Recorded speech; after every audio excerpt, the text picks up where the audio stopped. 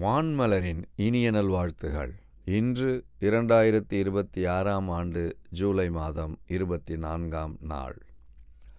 இன்றைக்கான இறை வாக்கு: அவரில் நிலைத்திருக்கிற எவனும் பாவஞ்செய்ததில்லை. 1 யோவான் 3ஆம் அதிகாரம் 6ஆம் திருவசனம். கிறிஸ்துவில் நிலைத்திரு.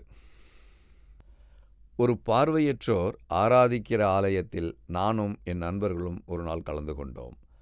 பார்வையற்ற விசுவாசிகள் பாடிய பாடல்களும் ஹார்மோனியம் மூலம் அவர்கள் வாசித்த அழகும் எங்கள் உள்ளத்தை வெகுவாக கவர்ந்தன.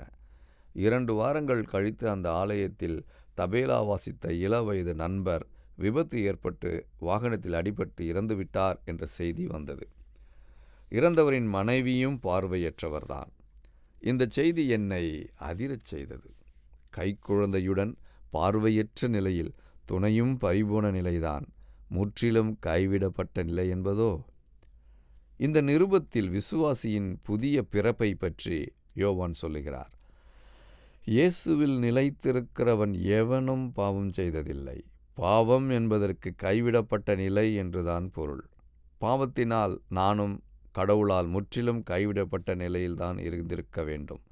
ஆனால் கடவுளின் கருணை இயேசுவின் வடிவில் எனக்கு கிடைத்தது. இயேசுவில் என் பாவம் நீக்கப்பட்டது. கைவிடப்பட்ட நிலையில் எனக்கு புது வாழ்வு கிடைத்தது எப்படி? இயேசு எனக்காக பாவத்தை சுமந்தார். இயேசுவில் நிலைத்திருந்ததால் நான் நீதிமானாக்கப்பட்டேன். பாவத்திலிருந்து என்னை முற்றிலும் அகற்றி நான் கடவுளின் பிள்ளையாக மகிழ்ச்சியுடன் வாழ பாவத்தின் கொடிய பிடியில் வாழும் என்னை உம்முடைய இரத்தத்தினால் சுத்தம் செய்து மீட்டு இனி பாவம் செய்யாதபடி இயேசுவில் நிலைத்திருந்து புது வாழ்வு வாழ உதவி செய்தீர். நம்மை வழிநடத்த கடவுள் அருட்செய்தியின் வழியாய் உதவி செய்கிறார். நாம் கிறிஸ்துவில் வாழுவோம், பிறரையும் வாழ்வுக்கு வழிநடத்துவோம். ஜெபிப்போம். அன்பின் கடவுளே, நான் கனிதரும் வாழ்க்கை வாழும்படி கிறிஸ்துவில் நிலைத்திருக்க எனக்கு கிருபை தாரும். ஆமேன். இன்றைக்கான கேள்வி: என் பாவம் யாரால் நீக்கப்பட்டது?